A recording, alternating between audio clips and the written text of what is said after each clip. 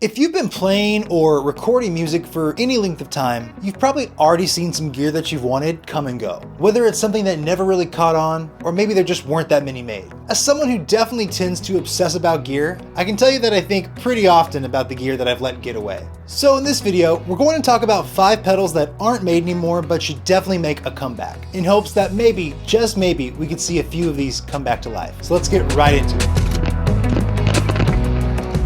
What's up everybody, how's it going? I'm Brad Dollar, welcome to the channel, it's great to see you. Alright, here's 5 pedals that I think should definitely be reissued. First on the list is the Line 6 MM4.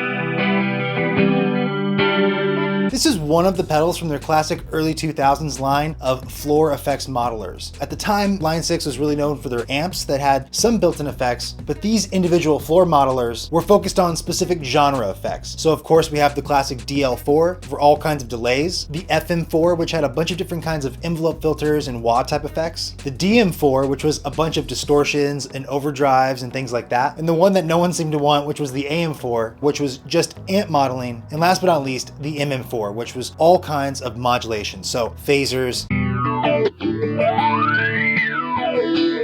flangers, choruses, rotovibe type effects,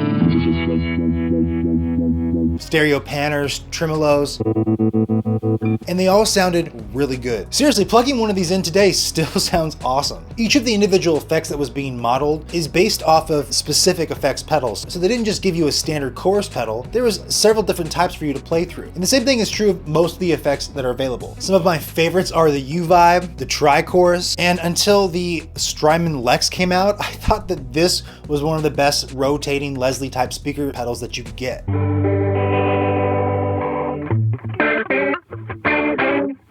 And the quality of the effects in stereo is even better. It starts to really teeter on like studio quality effects, especially for the time. So the reason that Line 6 should bring this back is they've already brought back the DL4 and improved it greatly. Now I love a good overdrive and I do have one on this list, but in general I think that there are just too many distortion pedals and overdrives and fuzz pedals coming out all the time that I kind of miss when companies would come out with like a bunch of really sweet modulation effects. Because let's face it, everyone's definitely using these effects. No one's just playing like straight tube screamer style blues rock. Even people who are playing blues rock coming up with very unique and interesting tones using all of the current pedals that are out there. So I think Line 6 should bring back this pedal because it really would be an easy addition to so many people's pedal boards. Like, it's a lot to have 2 kinds of choruses and 2 kinds of flangers. It's a lot to have all that on one pedal board. And I know they make the compact version of that, but the same reason that that wasn't enough for the delay side of things, and so they made a DL4, I think they should do the same thing for the modulation side and create a modulation modeler update. So Line 6, please bring back the MM4, and if you do, make sure it's blue and sparkly because that color was sweet.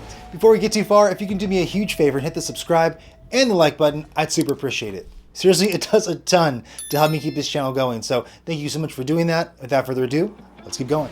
All right, next up on the list on pedals that should definitely be reissued is the Love Tone Meatball.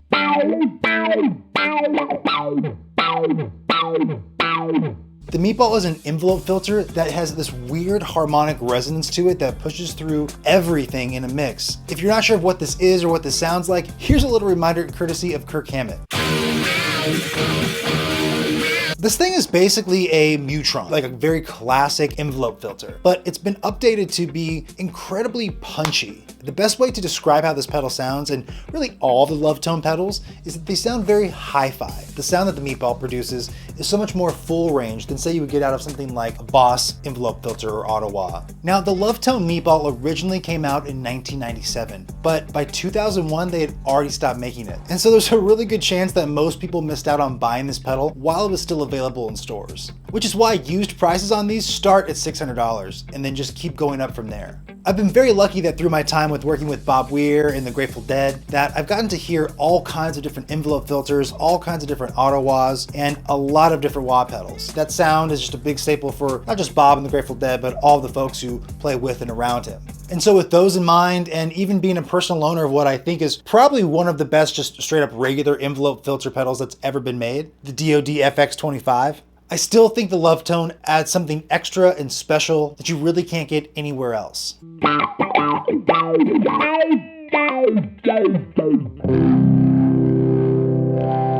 as people are getting more and more innovative with guitar and people are getting even more creative with effects pedals, it's a great time for seemingly weird pedals like this to make some sort of comeback. There are a few small boutique brands who have given it a go, but with it being potentially just as useful as, say, a Digitech Whammy, to me it makes a lot of sense to see it produced again, but at scale, giving all of us a chance to pick one up. Now, maybe Love Tone isn't going to pop back into the mix, but I know companies like Warm have been remaking classic pedals, so Warm Audio, maybe this is a shout out to you guys to bring this thing back to life. But until that comes along, this pedal definitely remains one of the top 5 that should make a comeback. The Love Tone Meatball. All right, and another pedal, or actually should I say collection of pedals that I would love to see reissued are the Danelectro Mini Effects that came out in the early 2000s. Now, they gave these a second go later on with like the Fab series. I'm not talking about those. I'm talking about the classic little tiny plastic enclosed Danelectro Mini Effects. There was the Hash Browns Flanger, the Pepperoni Phaser, the Tuna Melt Tremolo, Pastrami Overdrive, the Surf and Turf Compressor, and a bunch more.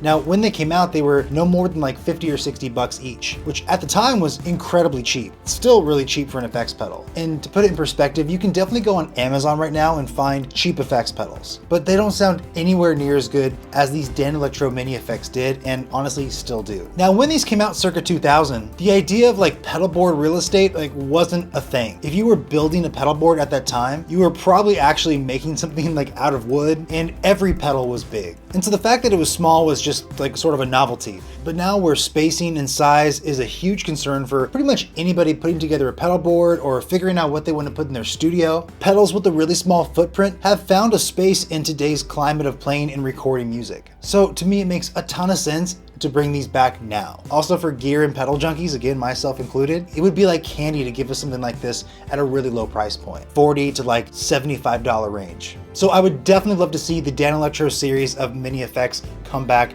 sooner than later. Not only do I think they'd be really useful for the modern guitar player and studio musician, it would just be really cool to see them come back. So please, Danelectro, give us back the mini effects. We want them. Now, this pedal is one that I know tons of people want to see come back, and that's the Boss DF2 Super Feedbacker.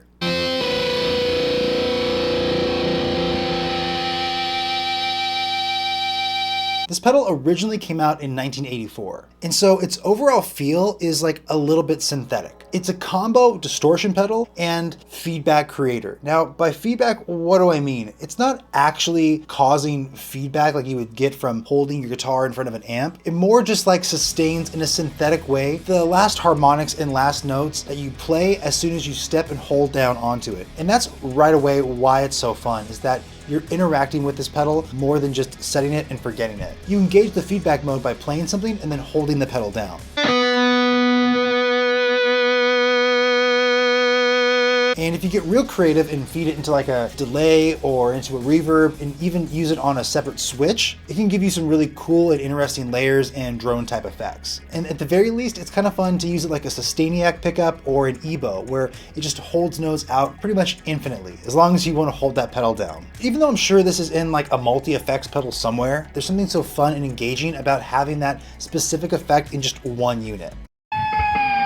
And like the Digitech Whammy or even a wah pedal, it's probably not something you'll use all the time, but there's nothing else that will do that sound. Now, the Boss DF2 is actually a pedal I think has a pretty good chance of coming back. Not only is Boss still in business, Boss, I love you so much, you make great gear, but it's also continuing to reissue some of its classic pedals and making things that have become very expensive and unobtainable, very obtainable and affordable, like the DM2 for example. I think this is just one of those pieces of gear that can quickly find its way out of just being lore and being something that's currently used. The fact that it's also a distortion pedal makes it useful even if you don't use the feedbacker function. And the distortion itself is pretty great. It's not quite like a DS1, it's not quite like an SD1, it's kind of like a Boss turbo distortion.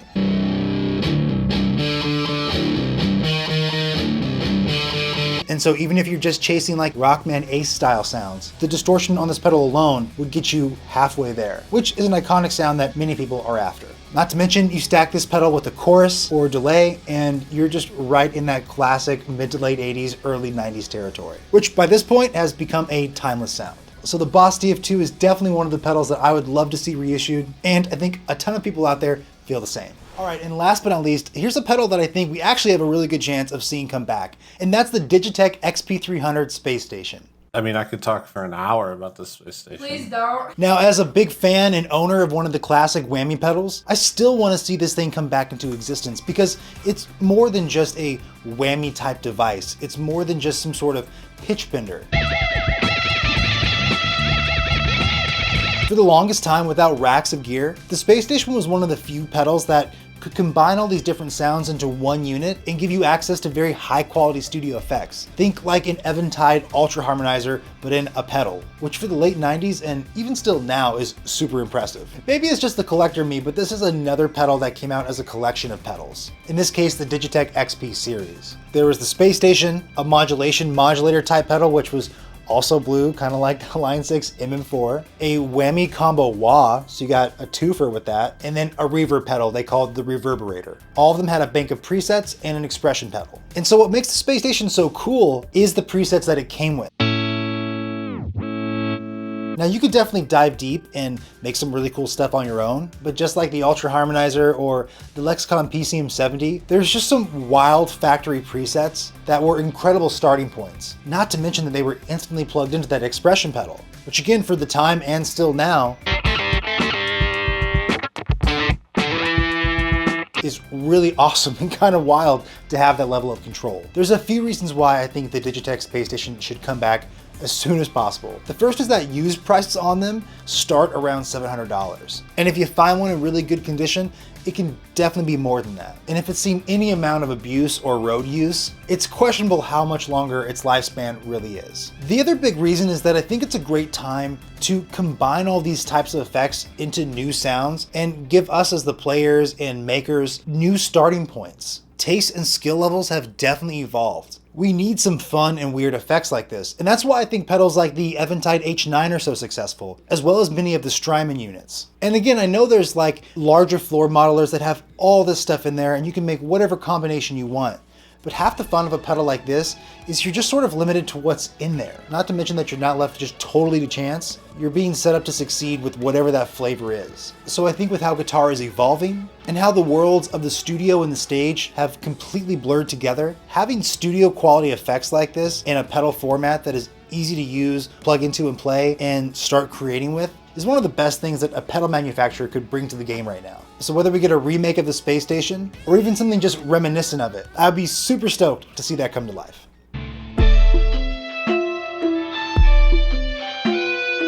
So that's my last pedal on the list, the Digitech Space Station. Please, Digitech, if you're hearing this, bring it back. I think we'd all be very excited. All right, you guys, that's it. I hope this video was fun and got you thinking about all the pedals and gear that you know would inspire you if you could just get your hands on it. My hope is that you got reminded of some sounds that exist that, you know, if you wanted to, you can go on Reverb right now and pick these up and put it right in your arsenal, as well as being an inspiration to all of these manufacturers to maybe think about recreating some of these. So guys, thanks so much for watching, and let me know in the comments below, what pedals would you love to see come back? What's a piece of gear that you like get away? Let me know below. So that's it for now. Please be sure to subscribe and like. I look forward to seeing you next time. Goodbye.